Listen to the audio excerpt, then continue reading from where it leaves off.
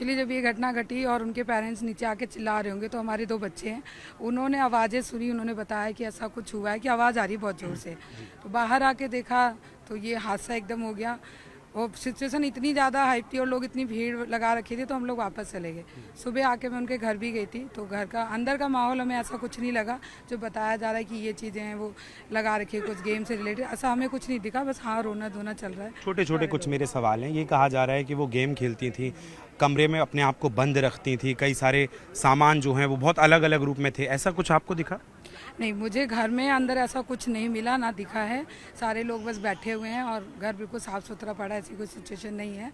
इसके अलावा रही बात गेम की, बात सच हो सकती है क्योंकि बहुत सारे पेरेंट्स ये बोल रहे हैं कि उनके हो बच्चे सकती है, खेलते हैं। मतलब आपको ये संभावना है कि कुछ और भी हो हाँ, सकता है? इसके अलावा हो सकता है कुछ घर के भी माहौल होते हैं, सबकी अपनी अपनी सिचुएशन होती है, लेकिन सुनने में यही आ रही है कि कुछ घर की प्रॉब्लम थी जिससे बच्चे डिस्टर्ब थे। मैम, पुलिस का भी जो ऑफिशियल्स से हमारी बात हुई, उनका कहना है कि गेमिंग जैसी अभी तक कोई बात नहीं आई है। इस पर सोसाइटी में रहने के तौर पर आप उनके बच्चियों के साथ, आपके बच्चे बच्चियां भी रहे होंगे, यहीं खेलते होंगे, आपको भी क्या या कुछ और एंगल लग रहा है?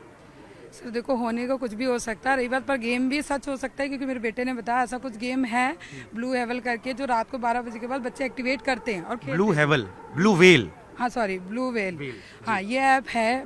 मेरा भतीजा 15 साल का, उसने भी मुझे दिखाया कि ये है, कि चलता है और मेरे बेटे ने भी बताया। रात और में 12 के बाद 12 के एक्टिवेट हो बाद, जाता हाँ है। राइट, 12 बजे के बाद वो एक्टिवेट होता है जिससे लोग खेलते हैं। कुछ वीपीएन ऐप भी है, उसके थ्रू भी ये लोग डाउनलोड कर लेते हैं। क्या और ये वही गेम है जिससे 2016 में ब्लू वेल को बैन किया गया? 100 से ज़्यादा लोगों की मौत हुई है उसमें। हाँ, और ये हुआ है, ये मेरे जगह पे भी हुआ जहाँ मेरा मायका है सोनिया बिहार, वहाँ पर भी बहुत सारे बच्चे अच्छा इसी मैम, एक ऐप की बात वजह से बताइए, मरे जो थे। 3 बच्चियां थीं, तीनों नाबालिग थी, छोटी छोटी बच्चियां थीं, 12, 14, 16 साल की, तो उनके आपके बच्चों के साथ भी वो खेलती होंगी बच्चियां, कुछ अलग लगा उनसे आपको?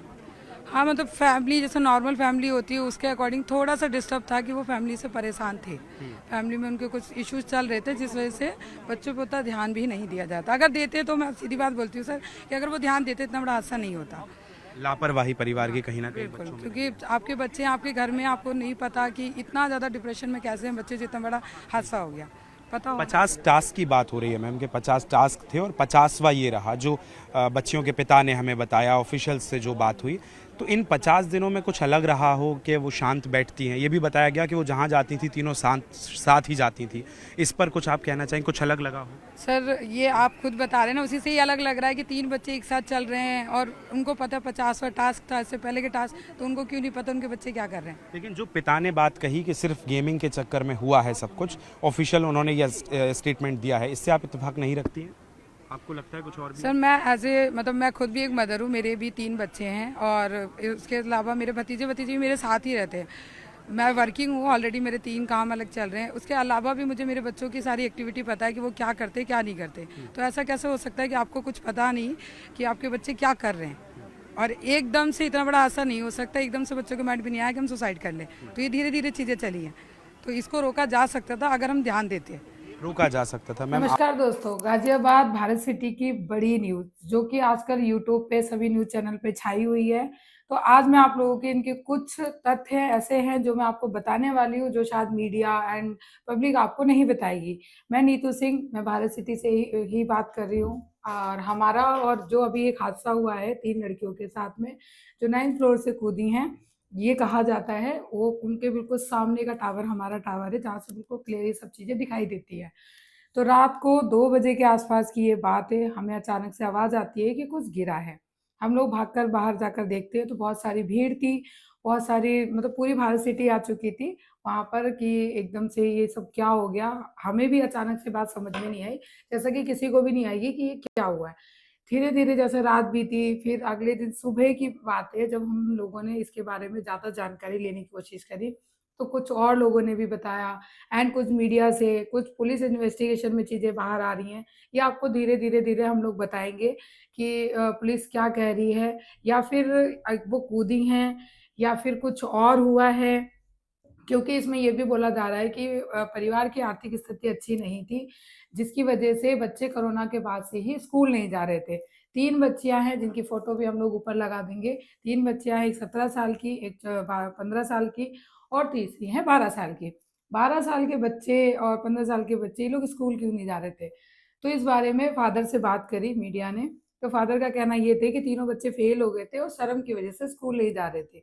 तो आप लोग बताइए, क्या ऐसा पॉसिबल है कि 3 बच्चे एक साथ फेल हो जाएँ और फिर उसके बाद वो स्कूल ना जाएँ?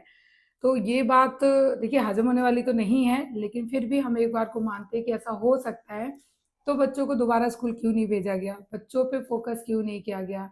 अच्छा, ये भी न्यूज़ आ रही है कि जो फ़ादर हैं उन्होंने 2 शादी कर रखी थी, साथ में उनकी एक साली थी, वो भी साथ में रहती थी।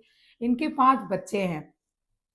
अब ये भी सोचने वाली बात है कि अगर आर्थिक स्थिति इतनी ज़्यादा खराब थी, तो ये बच्चे और ये इतनी फैमिली कैसे सर्वाइव कर रही थी? क्योंकि भारत सिटी में एचआईजी का फ्लैट नॉर्मल ही जो रेंट होता है वो 15,000 होता है। उसके अलावा मेंटेनेंस है, इलेक्ट्रिसिटी है, वाई-फाई है और मोबाइल रिचार्ज भी है। ये सारी चीज़ें अगर इतने एक्सपेंस हो रहे हैं, तो फिर बच्चों की पढ़ाई का एक्सपेंस क्यों नहीं हो सकता? चलिए हम वो भी मान लेते हैं कि बाई चांस नहीं भी कर सकते, तो क्या गवर्नमेंट स्कूल नहीं है? गवर्नमेंट स्कूल की भी फैसिलिटी अवेलेबल है, बट वो भी नहीं हो रहा। फिर बच्चे इतने टाइम से एक रूम में बंद हैं, गेम में इतने ज़्यादा इन्वॉल्व हैं कि घर वालों को खबर ही नहीं है कि हमारे बच्चे क्या कर रहे हैं।